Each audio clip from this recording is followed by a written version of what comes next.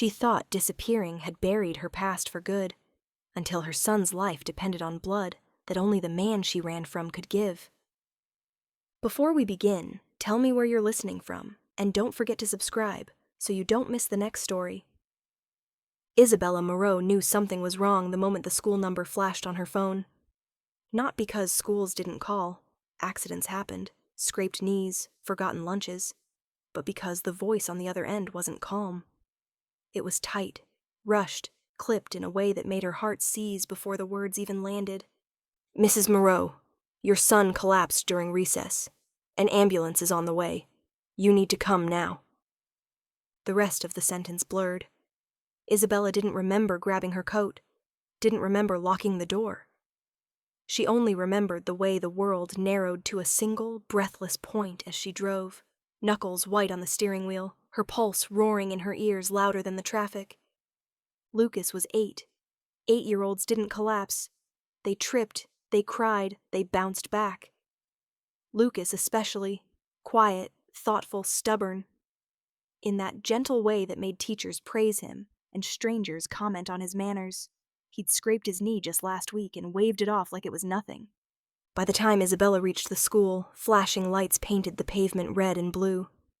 A cluster of parents stood frozen near the gates, whispering, eyes wide. She barely registered them. All she saw was her son. Lucas lay on the grass, surrounded by paramedics.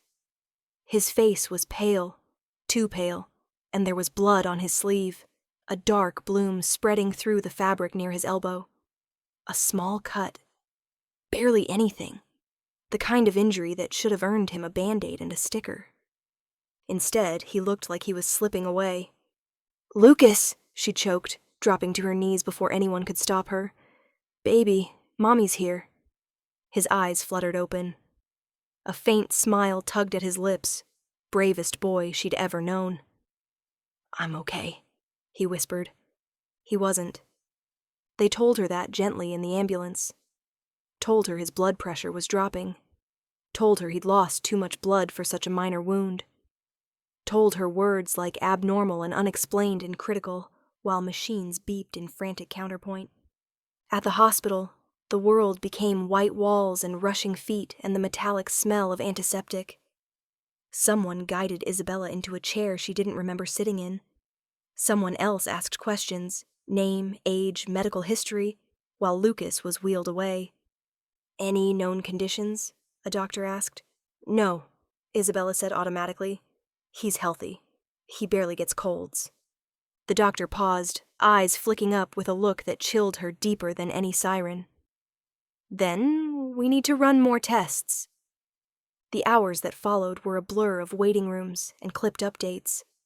Blood draws, scans, soft conversations just outside closed doors. Isabella sat with her hands clenched in her lap, fingernails pressing half-moons into her skin, praying in a way she hadn't since Lucas was born. Finally, a hematologist sat across from her, expression carefully neutral. "Your son has a rare blood disorder," she said. "One that affects clotting at a cellular level. For most people, it might go undiagnosed for years. But when there's trauma, even minor trauma, the bleeding can be severe." Isabella stared. "But it was just a cut." "That's the danger," the doctor replied gently. "To the eye, it looks harmless. Inside, it's not." Her words landed like stones. "We're stabilizing him," the doctor continued. "But he's lost more blood than his body can safely replace on its own. He's going to need transfusions, immediately, and likely ongoing care." Relief and terror collided in Isabella's chest. "Okay, do whatever you need. Take mine. Take anything." The doctor hesitated. "There's a complication," she said softly. "Because of the rarity of his condition, he requires very specific blood matches. We're testing donors now, but..." She didn't finish the sentence. "But what?" Isabella demanded, her voice cracking. "But time is critical." Isabella's breath came shallow, frantic. She pressed her palm to her mouth, stifling a sob as a single, awful thought clawed its way to the surface. One she had buried for years under silence and distance and survival. Blood. Some bloodlines didn't disappear just because you ran from them. And as monitors beeped steadily behind hospital doors, and her son fought quietly for every breath, Isabella realized with sickening clarity that the past she had sworn to erase might be the only thing that could save him now.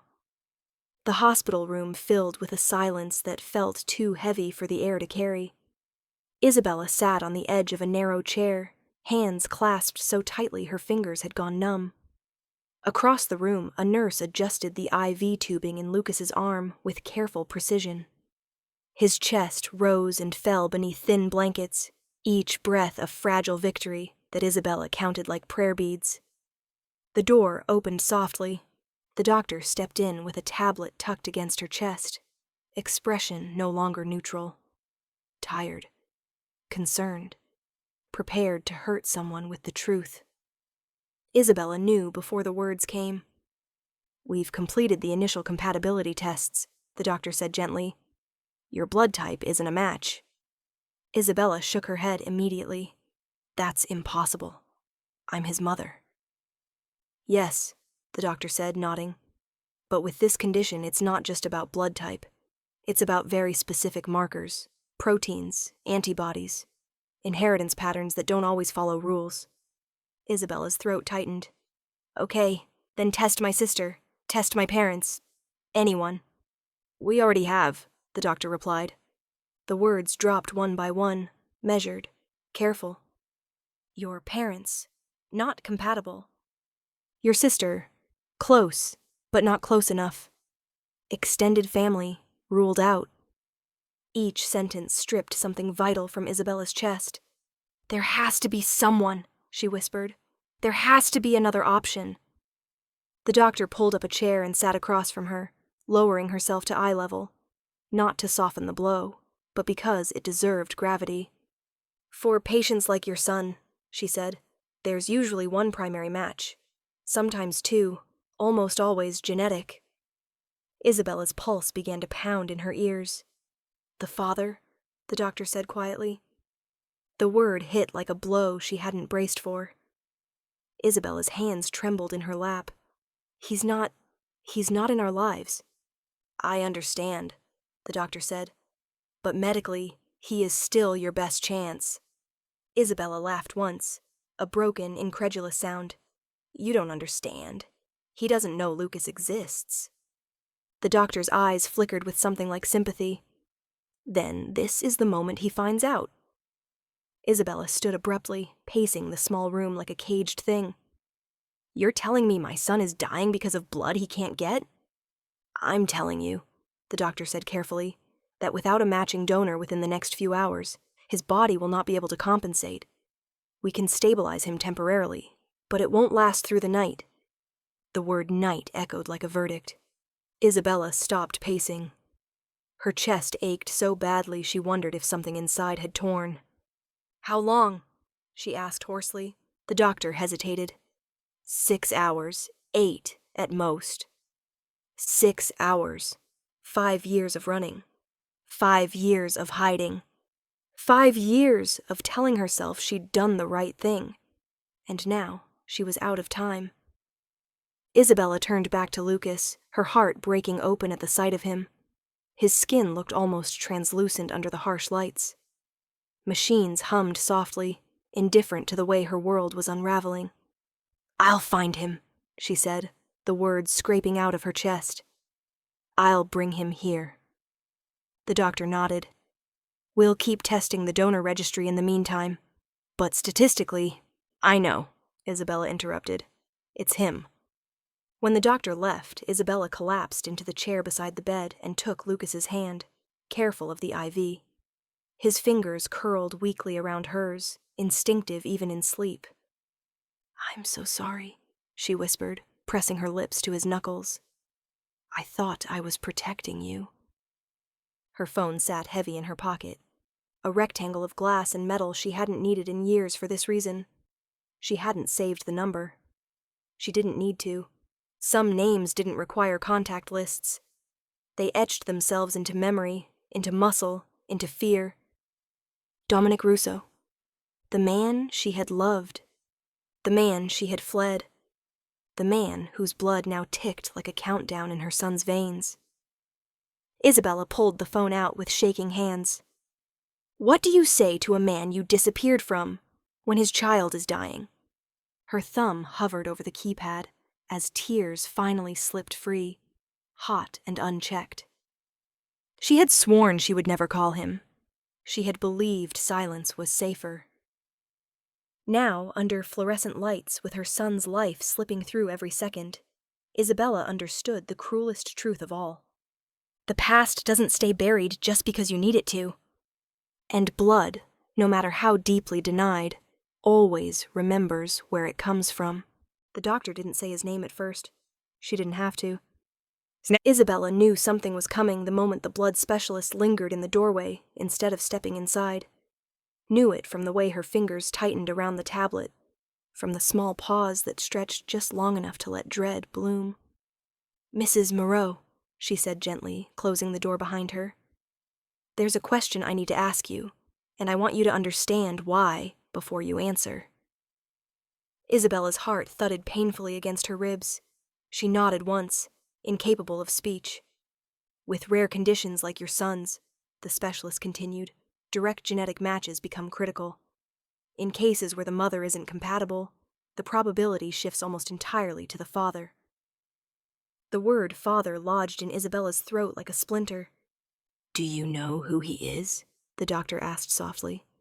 Isabella's gaze flicked to Lucas, pale and motionless beneath white sheets, lashes shadowing cheeks that had lost their color. She smoothed his hair with trembling fingers, buying herself seconds she didn't have. "Yes," she whispered. "Is he alive?" the doctor pressed. "Is he reachable?" Alive? Isabella almost laughed. Dominic Russo was more than alive. He was untouchable, unmovable. A man whose name carried weight in courtrooms and alleyways alike. A name whispered by men who feared him and spoken carefully by those who pretended not to. She swallowed hard. "Yes," she said. "Then we need to contact him immediately," the specialist said. "Time is—" "I know," Isabella cut in. The doctor hesitated again. "There's something else." Isabella closed her eyes. "Please don't soften it." The woman inhaled.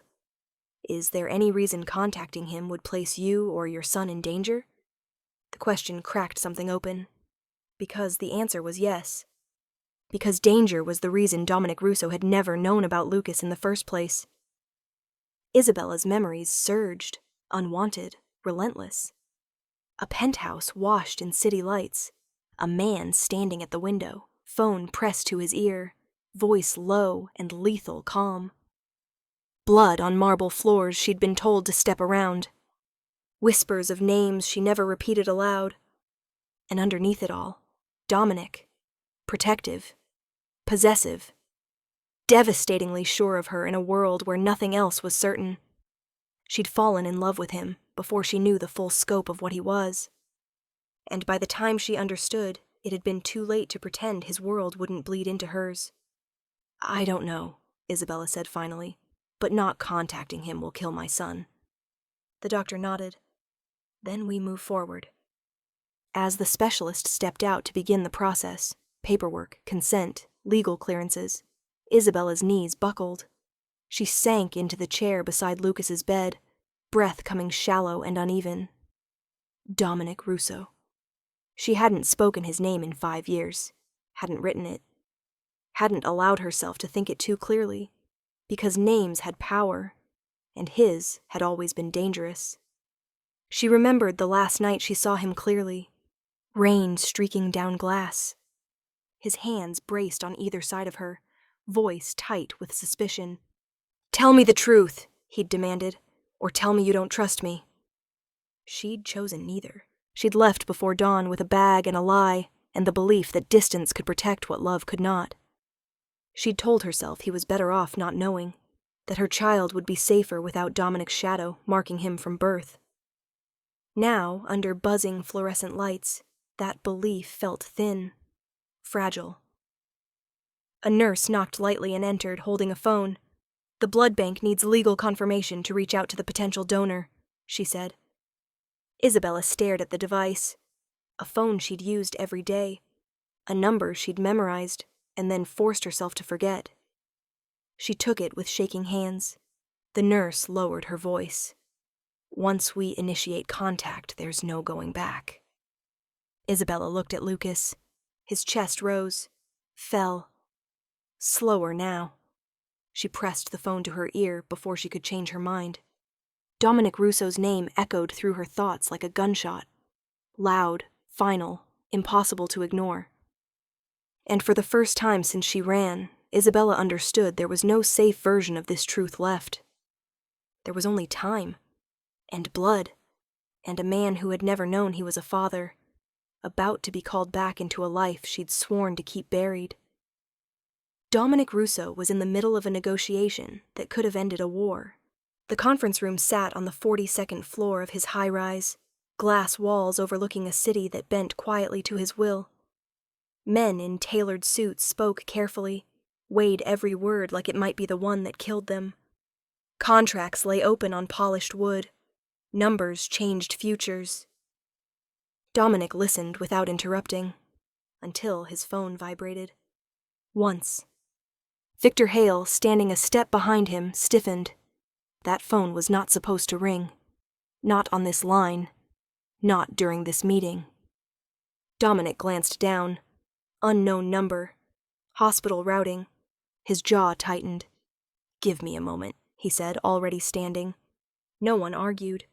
The door shut behind him with a muted click. The noise of the city rushed back in, distant and alive. Dominic answered. "This is Dominic Russo." The woman on the other end hesitated, as if bracing herself.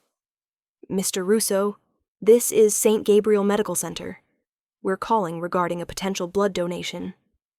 Dominic's brow furrowed. "You have the wrong number." "No," she said carefully. "We don't." Silence stretched. "For who?" he asked. Another pause. Longer this time. "A child," the woman said. "Time sensitive. We were told you would come immediately if contacted." Dominic felt something tighten in his chest. Not fear, not concern. Instinct. "I'll be there," he said. "Sir? You don't have—" "I said I'll be there," he repeated calmly. "Send the address." The call ended. Victor stepped forward. "Problem?" Dominic slid his phone into his pocket. "Reschedule. Indefinitely." Within minutes, the private elevator was descending, security mobilizing as Victor murmured into his headset. Dominic said nothing. His mind was already rearranging possibilities. Someone was hurt. Someone important enough to risk calling him. Hospitals didn't reach out to men like him unless they were desperate or already compromised. The drive across the city took 12 minutes. Dominic spent them staring out the window, jaw set, senses sharpened. He didn't consider Isabella. Not consciously. She was a closed door, a sealed wound. A woman he had buried along with every question she'd left unanswered. The hospital loomed ahead, sterile, bright, painfully ordinary. Dominic walked in like a shadow that didn't belong. People felt him before they saw him. Nurses glanced up too quickly. A security guard straightened, uncertain whether to stop him or get out of the way. Victor spoke just enough to clear obstacles without confrontation. And then, Dominic stopped. The hallway smelled like antiseptic and fear. She stood there. Isabella. Not in black. Not in tears beside a grave. Not across a courtroom polished with lies and legal distance. She stood under fluorescent lights, hair pulled back in a way that exposed the fragile line of her throat, eyes red-rimmed and wild with something far worse than guilt. Fear. Real fear. For a single heartbeat, the world emptied. Dominic took a step forward without meaning to, then another. The years collapsed in on themselves, memory detonating behind his eyes, her laugh, her silence, the way she'd vanished like smoke and left him nothing but unanswered nights. Her gaze lifted, their eyes met, and something in Isabella shattered. "Dominic," she whispered. That was when he knew. Not suspicion, not logic. Knowing. His chest hollowed out, breath catching hard enough to hurt. His gaze dropped past her shoulder, to the sign on the wall. Pediatric Intensive Care Unit. His blood went cold. "What happened?" he asked, voice low, dangerously controlled. Isabella's hands trembled. I didn't have time to prepare you." "Isabella," he said sharply, but not cruelly. "What happened?" She swallowed. "My son collapsed. They say he has a rare blood condition. He needs a donor. They tested everyone." "Everyone." "Not you," the words said. "Not until now." Dominic's heartbeat thundered in his ears. "How old?" he asked quietly. Isabella looked at him, tears spilling freely now. 8. 8. The number crushed the air from his lungs. 8 years of silence. 8 years of absence that suddenly had weight, shape, consequence. He stared at her like she was a stranger in a wound all at once. "You called me," he said. It wasn't a question. "Yes." "Because you needed something." Her shoulders shook. "Because I need you." The words landed harder than any accusation ever could have. Dominic looked past her then, down the hallway she stood guard over. He could feel it, the pull, the gravity of something irrevocable waiting on the other side of those doors. His blood, her secret. A child whose life hinged on a truth no one had dared speak out loud. Dominic stepped closer, lowering his voice until it belonged only to them. "Take me to him," he said. She hesitated, terror flickering across her face. Not of him, but of what this moment would undo. "Dominic, if there is even a chance," he continued, eyes dark and unyielding, "you don't get to protect me from it anymore." She nodded, broken. As she turned toward the ICU doors, Dominic followed, past the life he'd known, past the lie he'd been living. He had come to a hospital expecting to give blood. He was about to find out what it truly meant to lose it. The door to the ICU room opened with a sound that was far too soft for what waited on the other side. Dominic stepped in slowly, as if sudden movement might break something fragile and sacred. The lights were low, dimmed to a perpetual twilight that made time feel suspended. Machines hummed in a steady rhythm, their beeps precise and unfeeling, measuring a life that should have been carefree and loud and reckless in its joy. Lucas lay in the bed, dwarfed by white sheets and wires. His small arm was bandaged, an IV taped carefully into place, clear fluid dripping into his veins like borrowed time. His face was pale, lashes dark against his skin, lips slightly parted as he slept. Dominic stopped breathing. It wasn't gradual recognition.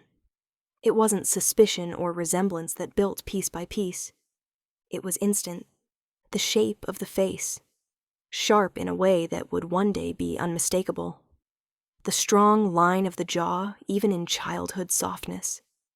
The stillness, the way the boy slept, as if the world was something to be endured quietly rather than demanded from.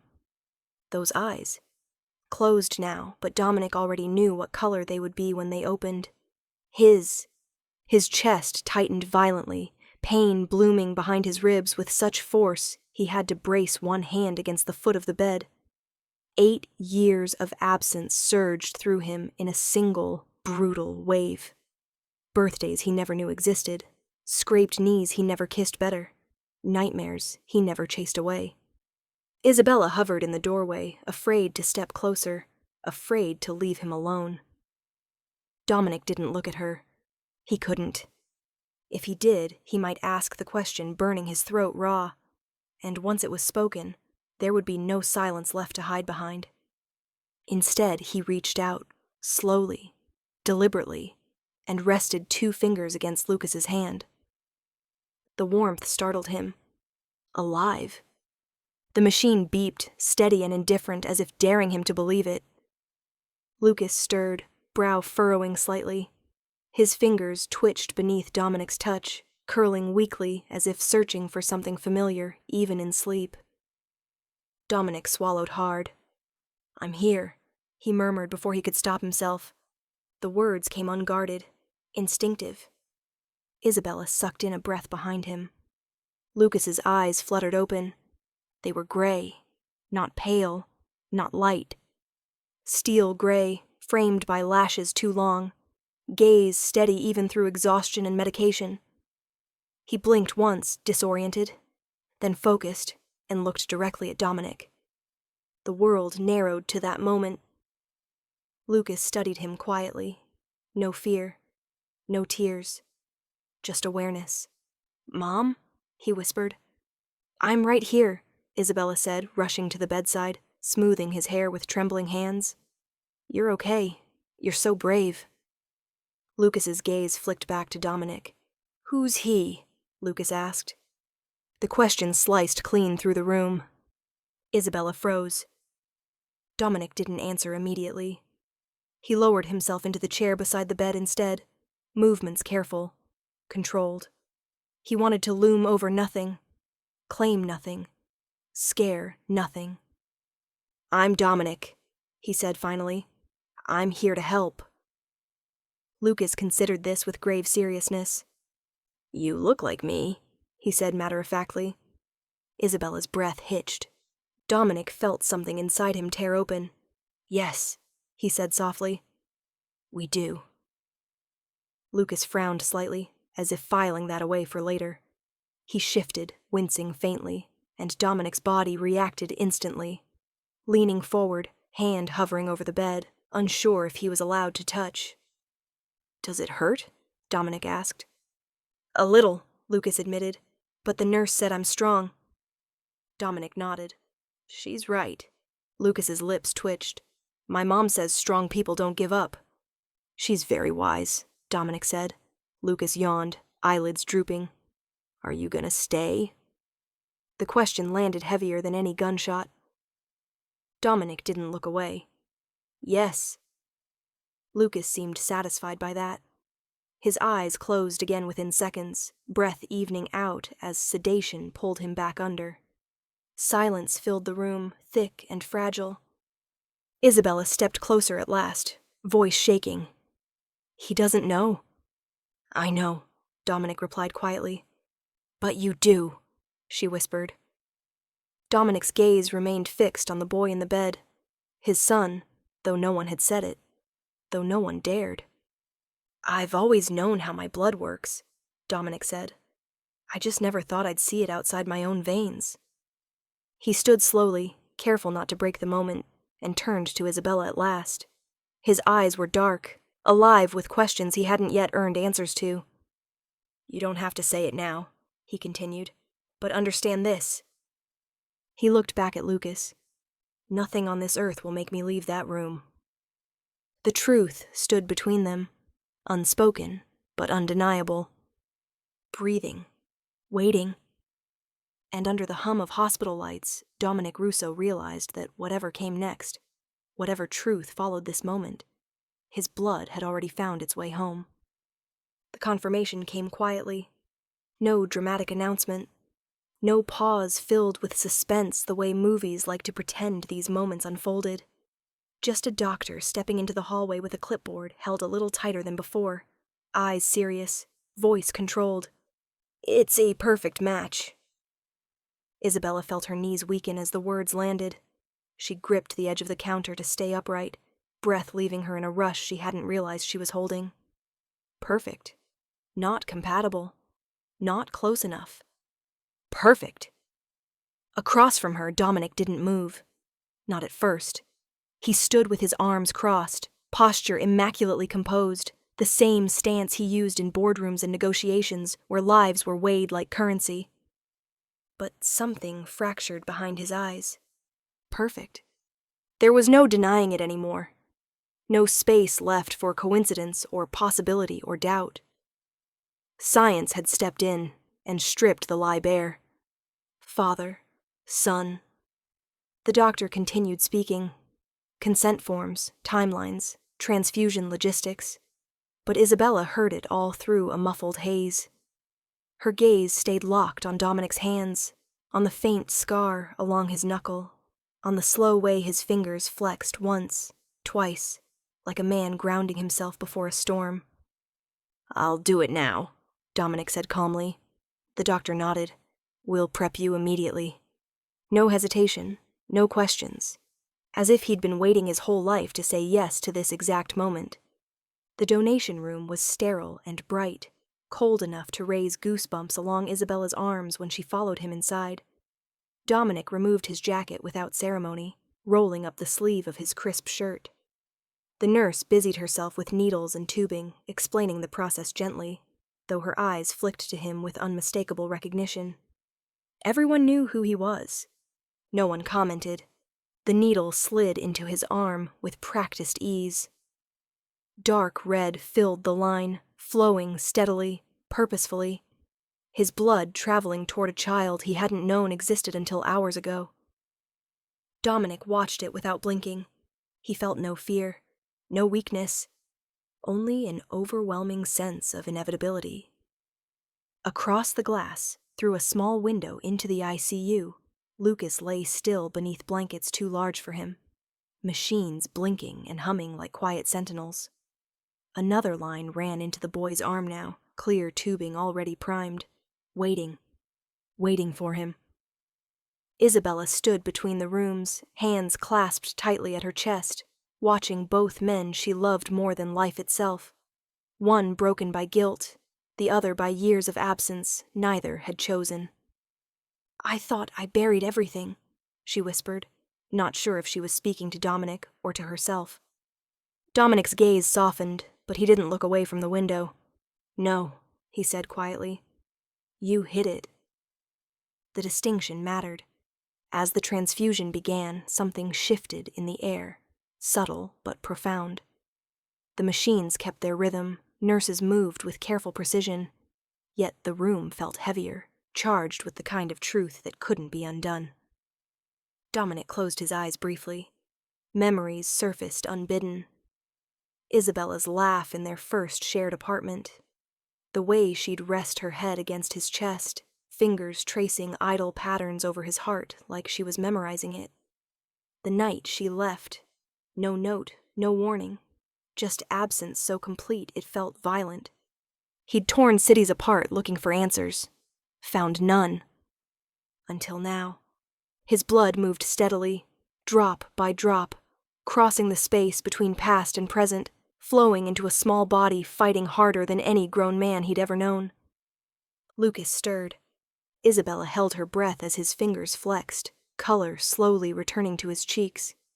It wasn't instantaneous. It wasn't miraculous in the way people prayed for. But it was real. The monitor shifted, numbers adjusting, stabilizing. "He's responding beautifully," the nurse murmured. Something hot pressed against the back of Dominic's eyes. He didn't let it fall. "I was always part of him," Dominic said softly, "even when I wasn't there." Isabella swallowed hard. "I didn't mean to steal that from you." Dominic finally looked at her then. "I know," he said, and he meant it. The past wasn't buried. It had been waiting in veins and bone structure and quiet strength. Waiting in a child who carried him without knowing his name. Waiting for a moment when blood would speak louder than fear. As the transfusion continued, Dominic rested his head back against the chair, eyes fixed on his son through glass and wires, and 8 years of silence. Whatever came next, anger, forgiveness, reckoning, could wait. For now, his blood was where it belonged, and the truth, once awakened, was alive. The words didn't come easily. They lodged in Isabella's throat, heavy and sharp, like pieces of glass she'd swallowed years ago and never managed to cough up. She stood by the window of the ICU family room, arms wrapped around herself, watching the city lights flicker beyond the hospital glass, as if nothing in the world had changed. Everything had. Behind her, Dominic sat silently in a chair meant for visitors who didn't carry histories like weapons. The transfusion was over now. Lucas was stable, finally sleeping without the frantic alarms that had clawed at Isabella's nerves for hours. The crisis had eased, but the reckoning hadn't even begun. "You deserve to know," she said at last, voice barely above a whisper. Dominic didn't interrupt. He didn't move. He gave her what he had rarely given anyone in his life: space. She turned slowly, forcing herself to meet his gaze. Those familiar dark eyes watched her with an intensity that had once pulled her in, wrapped itself around her heart, and made her believe she could survive in his world.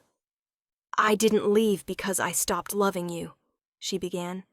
"I left because loving you almost got me killed." His jaw tightened, but he said nothing. 3 weeks before the wedding," she continued, "I started receiving messages.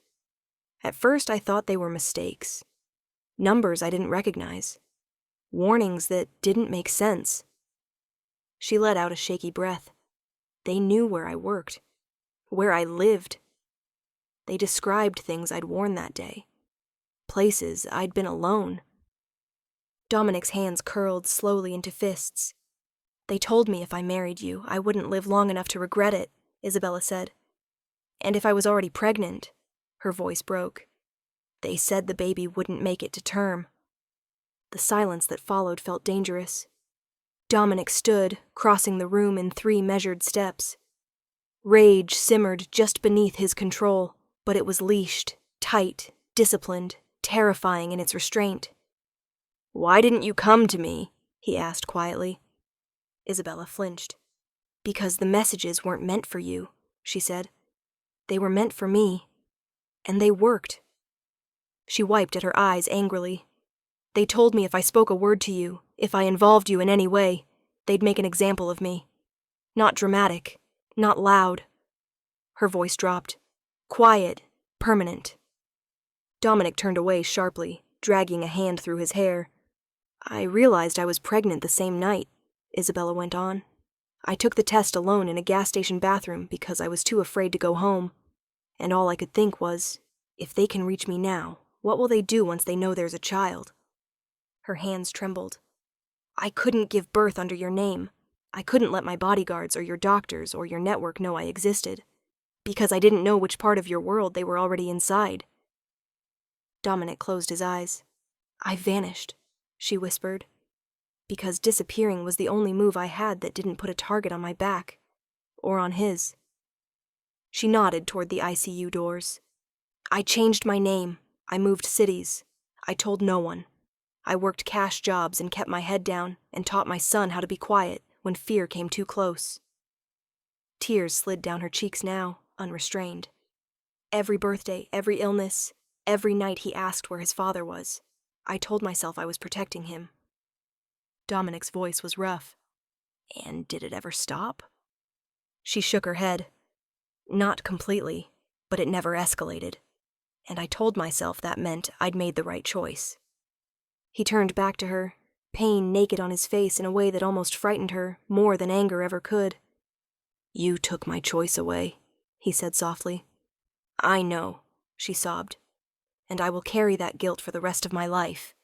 But Dominic, if I had stayed, if I had trusted that love was enough." Her voice fractured. "I don't know if Lucas would be alive right now." The truth settled between them, heavy and irreversible. Dominic walked to the window, staring out at the night he'd once ruled without question. His empire, his power, his certainty, all useless to a woman protecting her unborn child. "You should have told me," he said finally. She nodded. "I know." Then, barely audible, "But I'd do it again." He turned, eyes blazing, not with fury, but with something more dangerous. Understanding. "No," Dominic said. "You wouldn't." She looked at him, confused. "Because now," he continued, stepping closer, voice low and ironclad, "you don't have to choose between love and survival anymore." He glanced toward the ICU doors. "They came for you because they thought fear made you weak," he said. "They were wrong." Isabella's breath caught. And anyone who thought threatening you was a game, Dominic finished, will learn exactly what they woke up. The truth she had feared was finally spoken, and instead of destroying them, it bound them together in blood, loss, and a future neither of them would face alone again. It started as a feeling. Dominic had survived long enough in his world to trust it, the shift in air pressure that had nothing to do with weather, the way silence bent unnaturally tight before violence arrived. He felt it before any phone rang, before any alarm sounded, before any man was foolish enough to show his hand. Something had moved. He stood at the glass wall outside the ICU, arms folded, gaze fixed on Lucas's small chest, rising and falling. Isabella sat nearby, exhausted to the bone, head bowed as if sleep might steal her for a few minutes if she didn't resist it.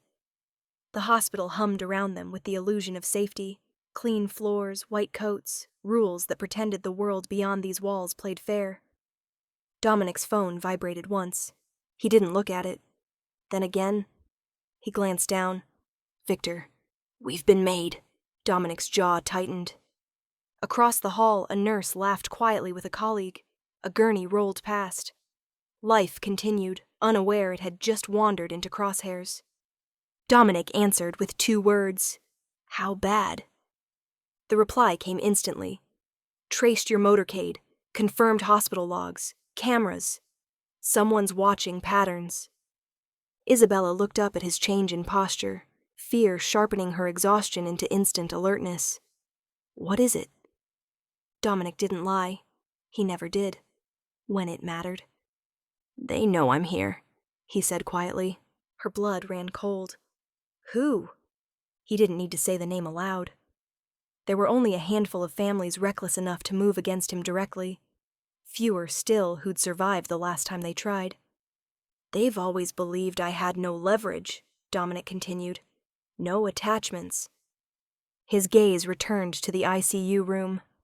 That assumption just died. Isabella stood abruptly. Lucas. I know, he said, already moving. Victor's voice came through his phone now, low and tight. We intercepted chatter.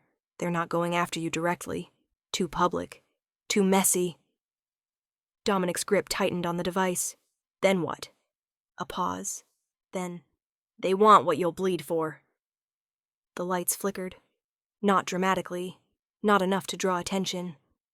Just a single stutter, a momentary dim that raised the hairs on the back of Dominic's neck.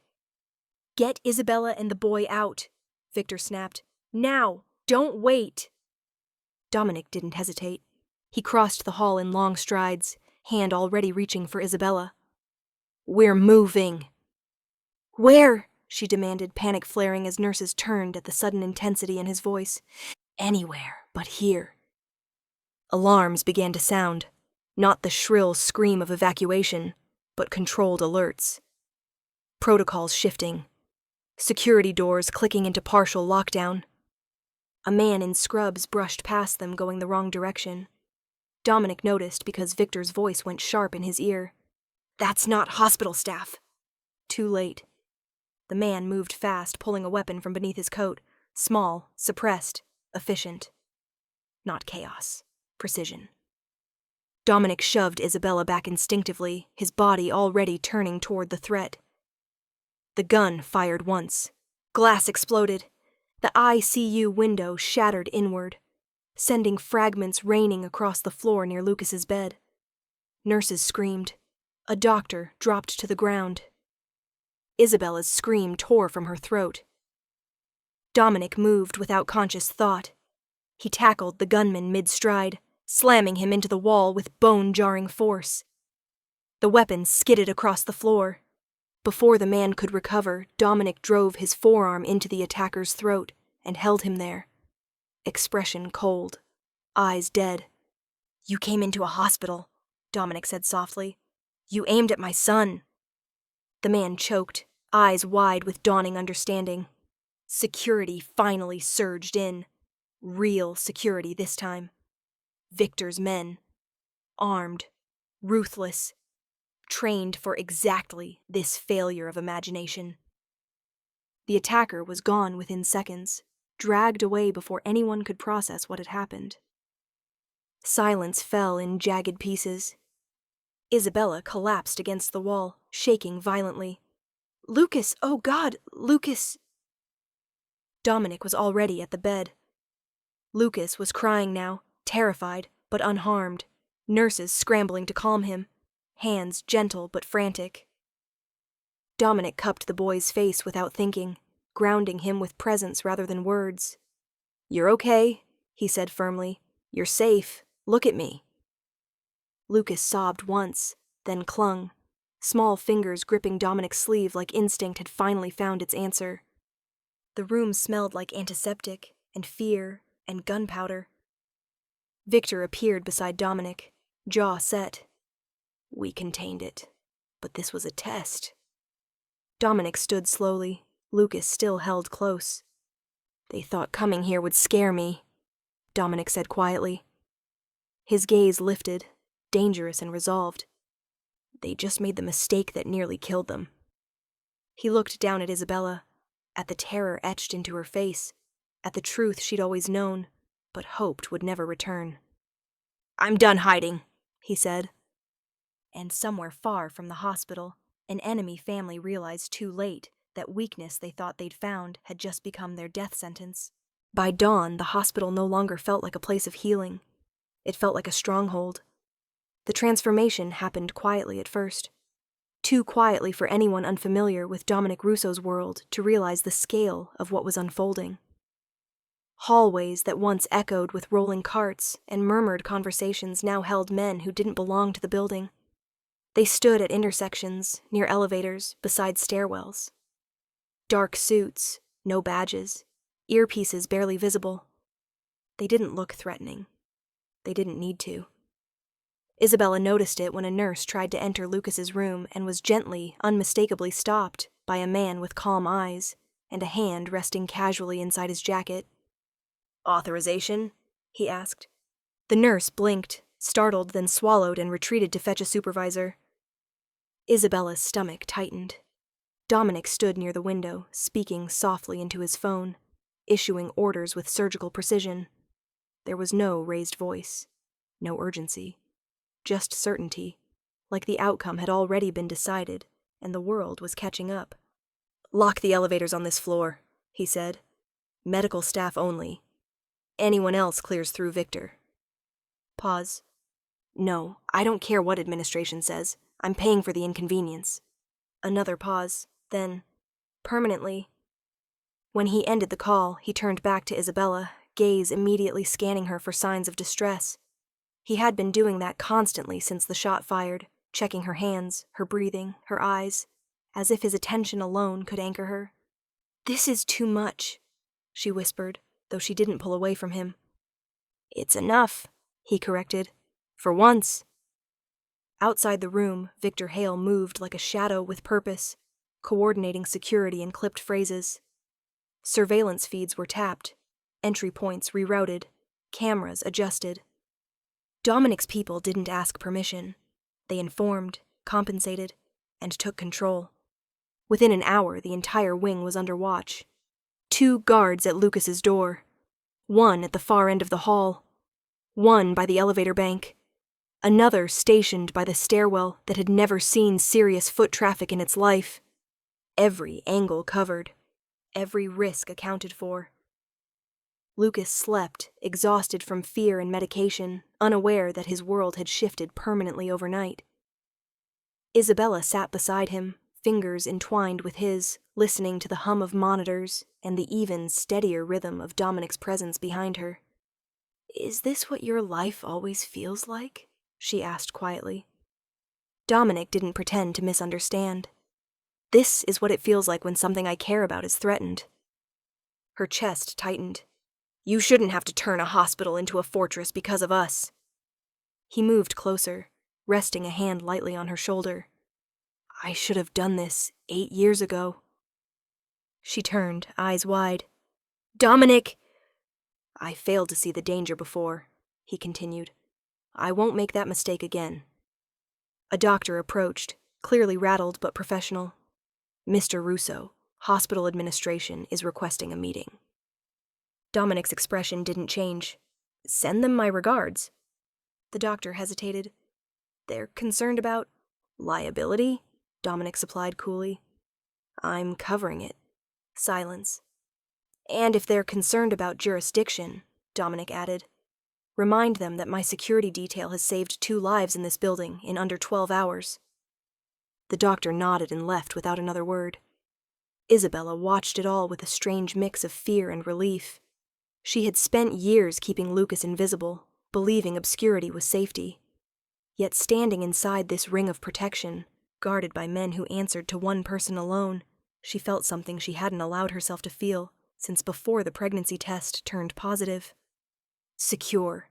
Dominic crouched beside Lucas's bed, careful not to disturb him.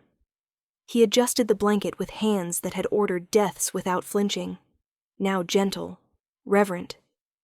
No one touches you again, he murmured under his breath. Isabella heard it anyway. Her voice trembled. What if this makes things worse? Dominic looked at her steadily. It already was worse. You were alone. That struck deeper than any gunshot. Victor approached quietly. We have eyes on the family that sent the man. They're pulling back. For now. For now, Dominic echoed. They wanted to see if they could reach me. And now? Victor asked. Dominic rose slowly to his full height, presence filling the room with an authority that made even seasoned men straighten. Now they know they can't, he said. He turned back to Isabella and Lucas. This protection isn't temporary, Dominic continued. It doesn't end when the sun comes up. Isabella swallowed. And if I don't want him growing up like this? Dominic softened slightly. Then we redefine what this looks like. Together. He reached for her hand, not demanding, not claiming. Offering. But the message to the world had already been sent. The hospital was under guard. The child was untouchable. And Dominic Russo had made one thing unmistakably clear. Any future move against his son would be answered not with fear, but with war. Lucas woke slowly, the way children do when their bodies are still learning how to trust the world again. It wasn't a sudden jolt or fearful gasp. It was a soft stirring, fingers curling, lashes fluttering, a small, confused sound in the back of his throat as consciousness drifted toward him in cautious steps. The monitors hummed gently now, no longer urgent, their steady rhythm like a promise that held. Dominic was already there. He had been there for hours, sitting in the chair beside the bed without moving, jacket folded neatly over the armrest, sleeves rolled up. The kind of stillness that wasn't empty, but attentive, waiting without demanding. When Lucas's eyes opened, gray and unfocused at first, Dominic didn't speak. He didn't reach out. He waited. Lucas blinked, gaze slowly tracking the room, the machines, the white walls, the window streaked with early morning light. And then, Dominic. The boy stilled. Not in fear, in assessment. Are you still here? Lucas asked softly, voice scratchy from sleep. Dominic nodded once. Yes. Lucas studied him the way only children do. Open, unfiltered, instinctively honest. You said you would stay. I did. Another pause, longer this time. Mom sleeps sitting up, Lucas noted, glancing toward Isabella, who had dozed curled on the couch in the corner, exhaustion finally stealing her under the weight of adrenaline and grief. Dominic allowed a small smile. She's very stubborn. Lucas nodded solemnly, as if this confirmed something important. She gets scared when I'm hurt. I know, Dominic said. Lucas shifted slightly, wincing just enough that Dominic noticed, but not enough to alarm. Does your arm hurt? Dominic asked. A little, Lucas admitted. But it's better than before. Dominic absorbed that. Good. The boy frowned. Are you a doctor? No. A nurse? No. Lucas hesitated. Then why do you get to tell everyone what to do? Dominic huffed a quiet breath. Not a laugh, but close. Because I'm very good at organizing people. Lucas seemed to accept this explanation immediately. Silence settled again, comfortable, unforced. Dominic reached into his jacket pocket slowly, deliberately, making sure every movement was visible. He pulled out something small, a folded piece of paper, edges worn soft. "I found this," he said, placing it on the bed where Lucas could see it.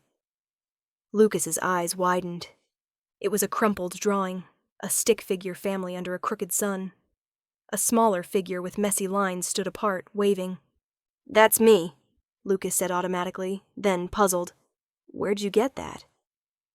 "It fell out of your backpack when they brought you in," Dominic replied. "I thought it was important." Lucas stared at him, then at the drawing again. "I draw when I'm scared." "I used to do the same thing," Dominic said. Lucas looked up, surprised. "Really?" "Yes. What did you draw?" Dominic considered for a moment. "Plans." Lucas giggled, a small sound that seemed to loosen something tight in Dominic's chest. "You don't look scared," Lucas said. "I'm not," Dominic replied gently. "Not right now." Lucas watched him closely. "You don't talk loud." "I don't need to." "Daniel talks loud," Lucas said. "He yells at Mom." The words landed like a quiet explosion. Dominic didn't react outwardly, didn't curse, didn't stiffen. "That won't happen again," he said calmly. Lucas nodded, as if this too simply made sense. He shifted again, closer to the bed's edge. "Can you stay until Mom wakes up?" Dominic didn't hesitate. "I'll stay as long as you want."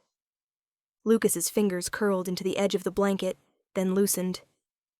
"Okay," he said. "You can stay." It wasn't dramatic. It wasn't ceremonial, but it was permission. Dominic felt it settle into him like an oath. Isabella stirred then, blinking awake. Her gaze flew instantly to Lucas, relief crashing over her face when she saw his eyes open. She froze when she saw how close Dominic sat. How calm Lucas looked. "How long have you been awake?" she whispered. Lucas turned toward her.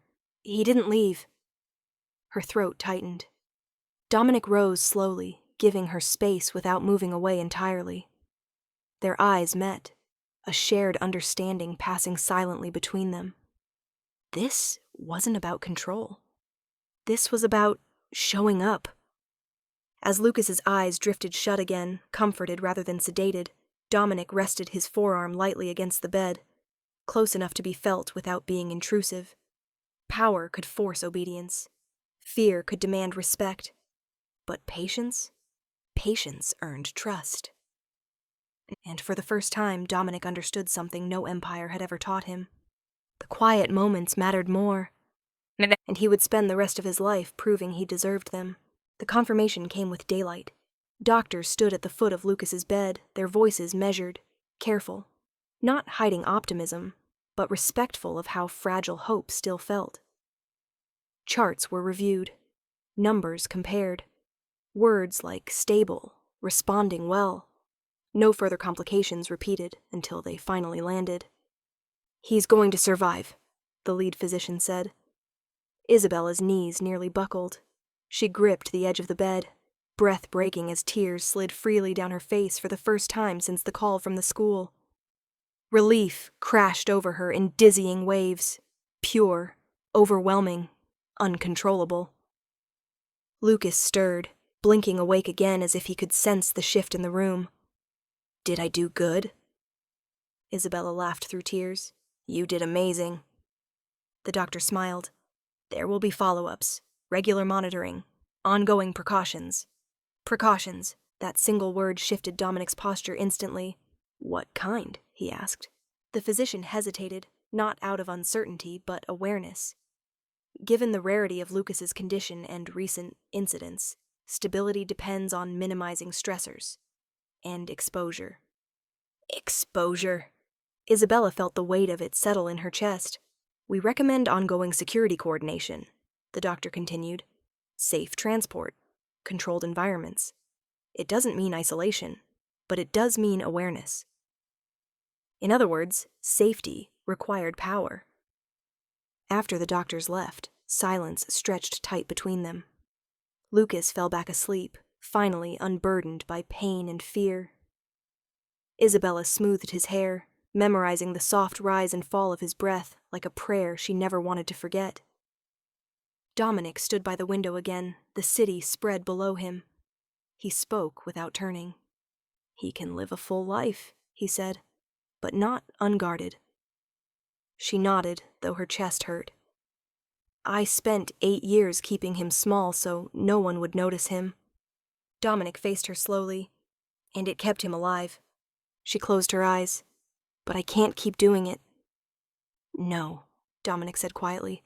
You can't.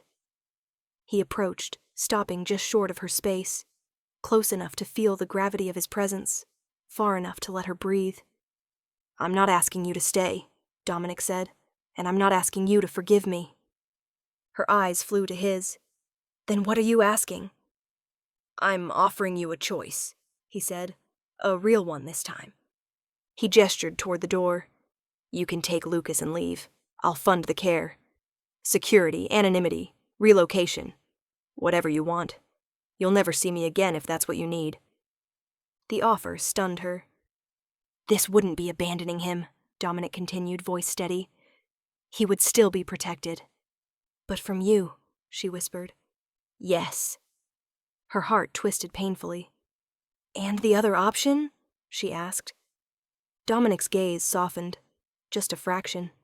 You come back, he said. Not to my world, but with me. We build something different. Open enough to breathe. Strong enough to stand. Isabella shook her head. Your life doesn't come with halfway. No, Dominic agreed, but neither does parenthood. She laughed weakly. You make it sound easy. It isn't, he said. That's why it's worth choosing. She turned back to Lucas, watching the gentle curl of his fingers around the edge of the blanket. 8 years of choices weighed on her. Running, hiding, enduring alone. I'm terrified, she admitted. Dominic nodded. So am I. That surprised her. You? Yes, he said simply, because loving him gives my enemies something they can aim at. And walking away would mean losing him again. He lowered his voice. I won't pressure you, but I won't hide who I am anymore. Her throat tightened. And if I stay? Then you're not alone this time, Dominic said. You don't have to choose between fear and love again. Isabella pressed her forehead against the glass of the window, grounding herself. She thought of the night she ran. Pregnant, shaking, convinced disappearance was the only mercy she could offer her child. She thought of Dominic's blood flowing into Lucas's veins, of his steady presence by the bed, of the way Lucas had looked at him, curious, unafraid. She turned back. This isn't just about protection, she said. It's about truth. Yes, Dominic agreed, and cost. She inhaled deeply. I won't run anymore, Isabella said, but I won't disappear into your shadow either. Dominic's lips curved, not in victory, but respect. Then stand beside me, he said, where I can see you. Isabella looked down at her son, then back up at the man she had loved enough to flee, and now loved enough to face again. The choice settled heavy and final. Not escape, not surrender, but return. The final move didn't come with fireworks. It came with silence. Dominic felt it just after sunset, when the hospital settled into its false quiet. When visiting hours ended, lights dimmed, and people assumed danger-respected schedules. He stood in the hallway outside Lucas's room, hands clasped behind his back, posture calm enough to fool anyone who didn't know him intimately. Victor's voice murmured through his earpiece. They're not retreating. They're repositioning. Isabella was inside the room, sitting on the bed beside Lucas, reading softly while her son traced shapes on the blanket with one finger. He was stronger now. color in his cheeks, life in his eyes, the miracle of survival humming quietly in his veins. Dominic turned slightly away, lowering his voice. How close? Close enough that this ends tonight, Victor replied, or it never does. Dominic closed his eyes for half a second. There were things he could have buried, names, bodies, histories, but not this. Not them. Not anymore. They think fear will make me negotiate, Dominic said. They're wrong. They're moving in plain clothes, Victor warned. Hospital staff uniforms. They want chaos without blame. Dominic's jaw tightened. Then they won't make it past the perimeter. He ended the call and turned back toward the room, and found Isabella standing there, pale but steady, having heard enough to understand everything. It's happening, she said quietly. Yes. She didn't panic, didn't plead, didn't run. For the first time, she stepped closer instead of away. Then don't hide me, Isabella said. Or him. Dominic searched her face, looking for doubt. He found resolve instead. Hard-earned, unshakable. You're sure? He asked. She nodded. I spent years believing silence was safety. It wasn't. It was just loneliness. Footsteps echoed at the far end of the corridor. Too measured. Too slow. Dominic shifted, one hand lifting subtly. A signal. His men appeared from shadows that hadn't been there a moment ago, blocking intersections, sealing doors with quiet efficiency. Isabella took Dominic's hand. Not because she needed shelter, because she was choosing him. Whatever happens, she said softly, we face it together. A man stepped forward near the nurse's station, then another. Weapons stayed hidden, but their eyes said everything. Dominic didn't raise his voice. This wing is under my protection, he said calmly. You are out of time. The lead man smiled thinly. You made yourself predictable, Russo. No, Dominic replied. I made myself visible. The first shot never landed. It didn't need to. Security moved in perfect synchronization, controlled, decisive, overwhelming. The enemy hadn't come for war. They'd come for fear. They found neither. Within minutes, it was over. No alarms, no screaming.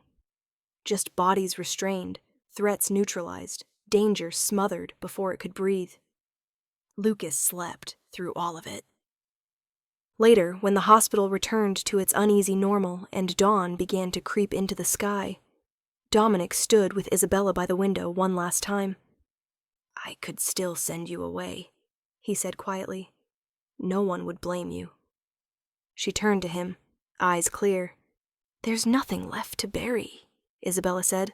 No secrets, no fear, no running. She placed Dominic's hand over her heart.